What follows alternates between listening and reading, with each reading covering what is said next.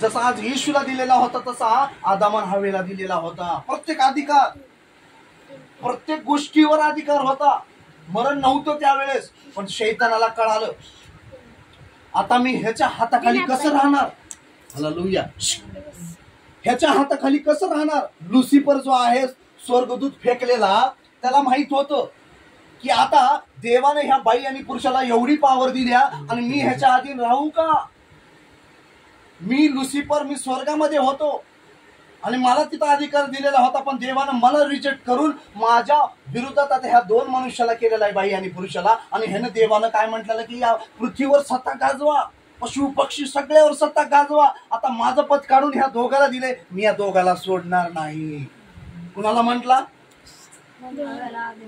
हा, शैतान विचार करतोय मनात, या दोघांना देवानं सुंदर बनवले, पती पत्नी नर नारी म्हणून. आता ह्यांच्यावर जी सत्ता दिल्या, काही बी करून ह्यांच्या घराचं मी वाटोळ करतो. हालेलुया. कोण म्हटलंय. शैतान सापाच्या द्वारे तिथं येऊन मग एदेन बागेमध्ये फूस लावायला चालू केलं आणि तिथं फसवलं. फळ खायला, देवाच्या आज्ञेच्या विरोधात वागायला लावलं आणि पाप करायला लावून त्यांच्यावर मृत्यू, रोग, बिमारी आज आणलेली आहे. म्हणजे पहिला हल्ला पती पत्नीवर कुठं झालेला आहे. एदेन बागेमध्ये. मला एदेन बागेमध्ये. आता हे पण एदेन बागच आहे. त्या 3-4 नंबरवर आपण राहतोय. हालेलुया. हे काय आहे. एक एदेन बाग आहे. आता शैतानाचं टार्गेट राहतंय की ह्या पती पत्नीमध्ये कसे भांडणं लावता येईल, ह्या पती पत्नीमध्ये कसे भांडणं लावता येईल आणि ह्या दोघाला कसं वेगळं करता येईल. हालेलुया. कुणाचं टार्गेट आहे. शैतानाचं. त्याचं एकच लक्ष आहे की पती पत्नीला, नवऱ्याला व्यभिचारामध्ये पाडायचं आणि बायकोला व्यभिचारामध्ये पाडायचं. म्हणजे घराचं वाटोळ झालं. हे तिकडं जातेत, हे इकडं जातेत आणि ह्याच्यात फायदा कुणाचा आहे. शैतानाचा आहे. हालेलुया. देवाची प्लॅनिंग काय आहे पती पत्नीसाठी. आशीर्वादाची आहे, चांगली प्लॅनिंग आहे. पण शैतान काय करतो. अधीनतेमध्ये येऊ देत नाही. नवऱ्याच्या अधीनतेमध्ये येऊ देत नाही. घरात सासू सासऱ्याच्या अधीनतेमध्ये येऊ देत नाही. लुसिफर कुणाच्याच अधीनतेमध्ये राहिला नाही. ज्या देवानं त्याला बनवलं होतं शैतानाला, त्यानं कधी अधीन राहिला नाही. अधीन राहणारा व्यक्ती हे शैतानाचं प्रतिरूप आहे. जर आपण आपल्या घरामध्ये राहतोय, सासूच्या अधीन नाही, सासूला उलट बोलतोय, सासऱ्याच्या अधीन नाही, नवऱ्याच्या अधीन नाही, तर मग आपल्यामध्ये शैतान 100% काम करत आहे. हालेलुया. घर फुटत आहे, घर तुटत आहे. अधीन. जर आपण कामाला गेलो 12 तास, तर आपल्याला तिथं मालकाच्या हाताखाली अधीन राहावंच लागतं. टाइम लावल्यापासून तो आपल्यावर लक्ष ठेवतो, कारण तेव्हा आपल्याला काय देतो. पगार देतो. हालेलुया. तसं लग्न झाल्यानंतर आपल्याला जबाबदारी असतात. त्या कुटुंबामध्ये 10 लोक असतील, त्या कुटुंबामध्ये 2 लोक असतील, पण आपल्यावर जबाबदारी असते अधीनतेमध्ये राहायची. त्यांना जे पाहिजे ते देणं, त्यांच्यानुसार चालणं, हे कुटुंब टिकवण्याचं काय आहे. सद्गुणी स्त्रीचे लक्षण आहेत. हालेलुया. आणि जी दुर्गुणी आहे ती घर फोडते, अधीनतेमध्ये राहत नाही आणि तिला मोकळं जायला आवडतं. मग ती म्हणते मला नवऱ्याचा अधिकार नको, ठुसफुस, सासूचा नको, सासऱ्याचा नको, मला काही नाही, मला जे वाटल मी तसं वागणार. हालेलुया. ही मग दुर्गुणी स्त्री आहे. जर घरात कुणाच्या अधीनतेमध्ये येत नाही तर तिचं घर फुटलं. 100% शैतान तिचा उपयोग करतो. हालेलुया. म्हणून बायबलमध्ये काय दिलेलं आहे. अधीन राहावा. प्रभू येशू देव असून, देवाचा पुत्र असून कधीही परमेश्वर पित्याच्या विरोधात गेला नाही. तो मरेपर्यंत अधीनतेमध्येच राहिला. हालेलुया. अधीनतेमध्ये म्हणजे जे आपल्याला देवानं प्लॅनिंग केलेलं आहे या दिलेलं आहे, त्या प्लॅनिंग मध्ये, या वचनामध्ये टिकून राहणं. जर आपलं लग्न झालंय, हालेलुया, इथं देवानं काय सांगितलेलं आहे. नवऱ्यांनो तुम्हाला पण आणि पत्नीनं तुम्हाला पण. एकदा हे वाचा, 7 वाचा.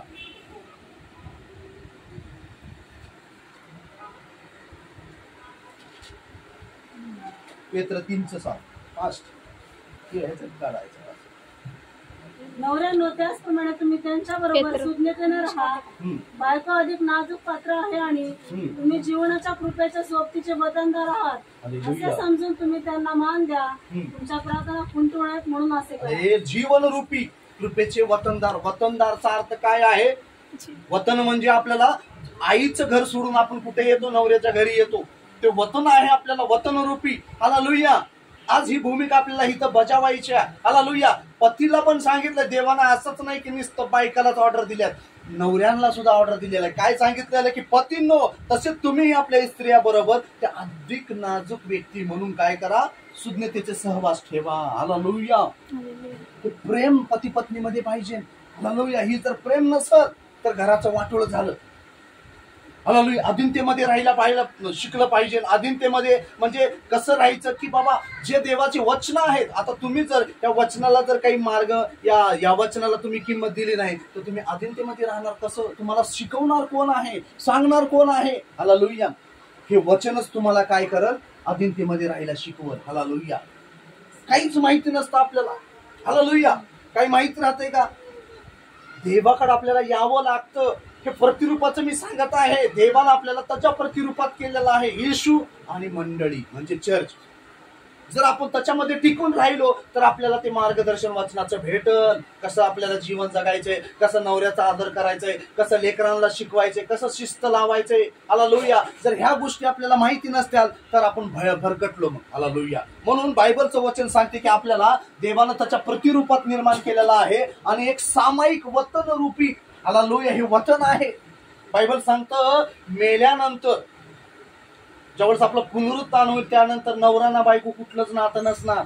हे नातं कधीपर्यंत आहे माहितीये तुम्हाला? जोपर्यंत हे मातीचं शरीर आहे तोपर्यंत. जेव्हा आपलं हे बॉडी मधून आत्मा बाहेर निघाल पुन्हा ती कुणाचा नवरा नाही ना ती कुणाची बायको नाही. स्वर्गदूतासारखा असणार ते. हालेलुया. सुंदरसं जीवन देवानं दिलेलं आहे. एक दिवस प्रेमानं आपण जगत नाही. जगतो का? एक दिवस आपण जगत नाही. 4 शिव्या दिल्या, नवरा बायकोला शिव्या देतोय, बायको नवऱ्याला शिव्या देते. वतन काय आपण भोगतोय? कोणत्या वतनाचा आनंद आपण घेतोय? हालेलुया. वतन रूपी वतन आहे ह्या घरामध्ये. या वतन म्हणजे ह्या घरामध्ये आपल्याला चांगलं टिकून राहायचे. हालेलुया. कोणतंही घर असू द्या. आता हे तुमचं घर तिकडं आहे.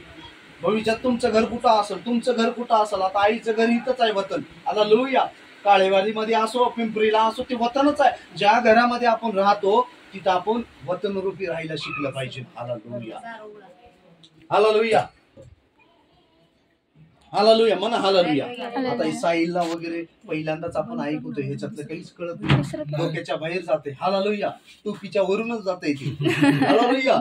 पण पती पत्नी जे नातं आहे, जो विवाह आहे, मी तुम्हाला सांगत आहे की आपल्याला ह्याला पार पाडायचंय. कसं पार पाडणार? ज्यानं बनवलंय. कोण बनवलंय लग्न? विवाह कोण बनवलाय माहिती आहे? सगळेच म्हणतात आपल्या आपल्या धर्मामध्ये आमच्या देवाला बनवलंय, आमच्या. पण मेन कोण आहे? मेन मालक कोण आहे लग्नाचा? लग्न लावणारा कोण आहे? एकच गॉड.